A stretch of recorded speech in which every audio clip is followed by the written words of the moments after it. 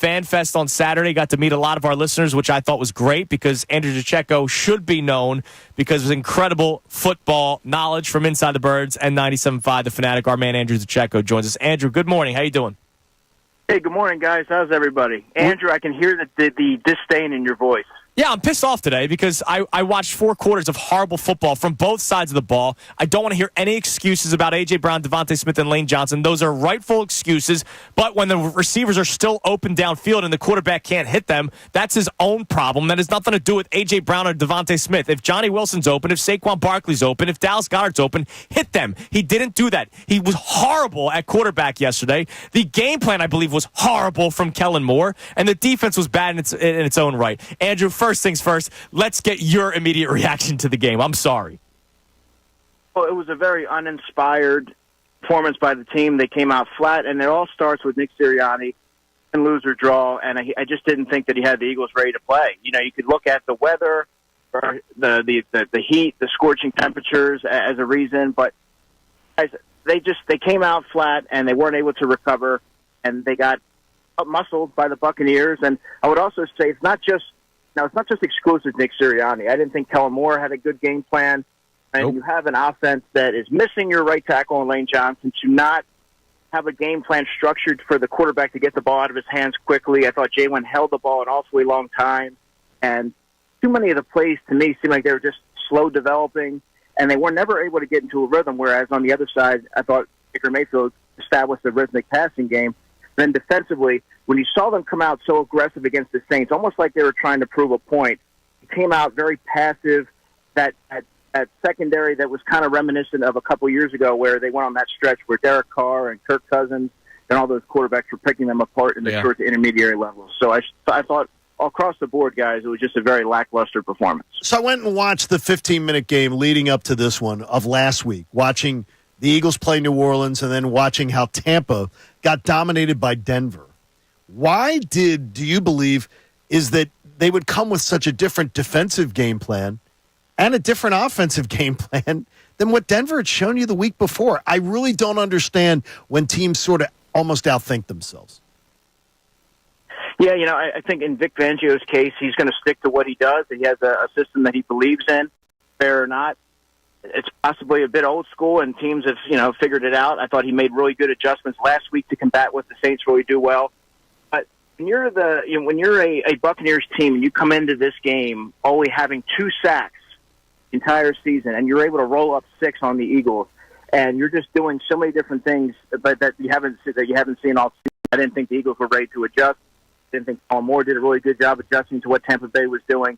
So to me, I just thought that they maybe got a little bit too cute. I heard John say that earlier, and obviously it didn't work out for him, and things started to snowball pretty early. Andrew, I heard both Jalen Hurts and Nick Sirianni say during their press conferences after the game yesterday that it's only 4 weeks and a lot of teams don't know their identity just yet. Is that problematic when you hear that, especially from the head coach when you had an entire offseason to try to figure out your strengths and weaknesses of this football team?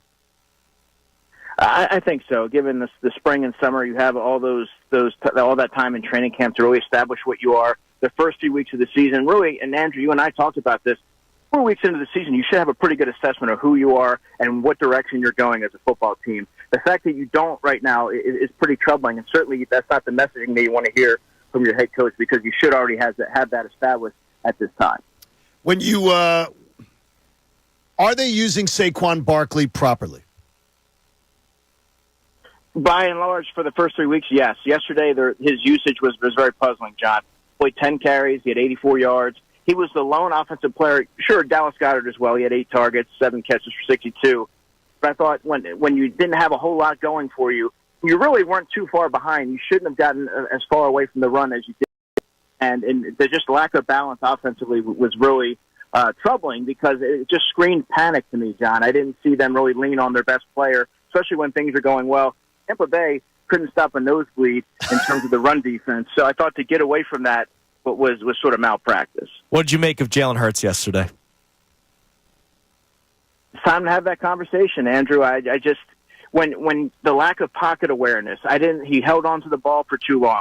I mean, a lot of his blemishes, some of them are correctable, but you keep seeing the same few that, the turnover. He's turnover prone. He's not seeing the field well. He's not processing quick enough to me. It seemed like, and I just at some point you kind of have to go back to the drawing board and say, what do we need to do? Simplify things for you, because you're making plays that are causing us to put the team in precarious positions. And I just think 2 fumbles in that situation, when you have all these bodies around you and you can feel players closing in, you have to have that awareness to protect football. He's had 3 red zone turnovers this season. That absolutely is inexcusable for somebody who, going into the season, many had forecasted as a top 10 quarterback. Am I being stupid? And don't just jump to say yes. I'm looking at Browns, Giants, Bengals, Jaguars, your next 4 games that the Eagles have a chance to really get right, like a 3-1, potentially 4-0 stretch?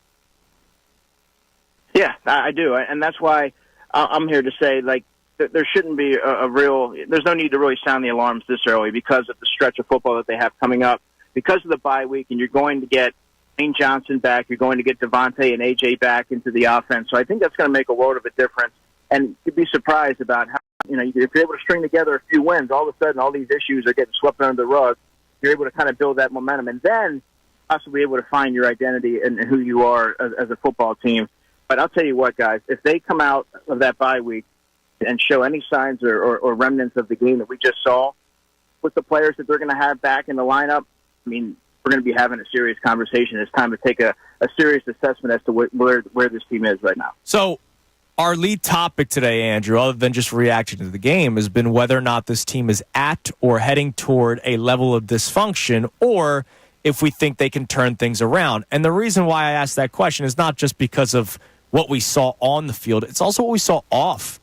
Darius Slay's tweeting about his resume. Devin White, who's not even dressing, is retweeting positive Buccaneers tweets during the game. Yeah.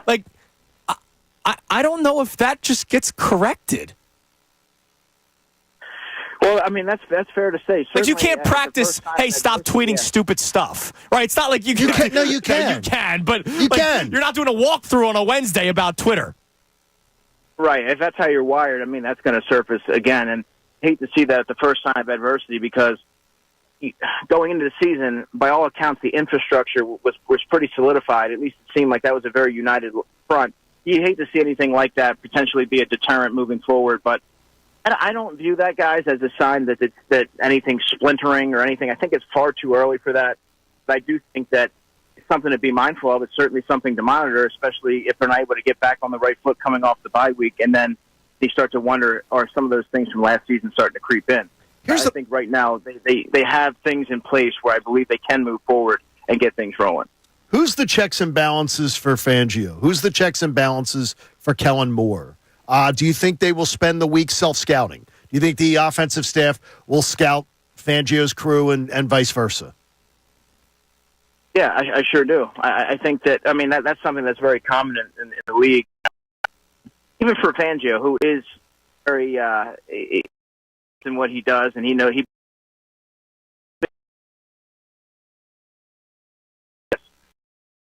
figure out, you have to look at your personnel and you have to adapt to your personnel, and I believe that he will. But there's always so much he's going to be able to do, especially if you're not able to generate a consistent pass rush. But you have to find a way to maybe get your corners or your secondary to play more aggressive in certain circumstances, and maybe sort of pattern a game plan off of what he did against the Saints, because that was really effective. But Kellen Moore, I think it's really simple. Get your two players back, and you're able to manufacture offense and have things going in a rhythm. But he's going to have to make it a little bit more imaginative and quarterback friendly, because going into the season, everything I've gathered, guys, that he is someone who is a quarterback friendly coach. He's going to put players in space. There's going to be a ton of motion and creativity, and it's going to force defenses to have to adjust. And so far, we have not seen that. Andrew, you're the man. We appreciate your work. You're doing such a great job here at the station. It was great that you got to meet some of the listeners during FanFest on Saturday. Enjoy your bye week any way you can. I know you're just going to keep on watching football, so have fun anyway. No. He's going to be into Red October this week. Damn right, man. I promise you that, right? I'll be doing it all, guys. I appreciate it.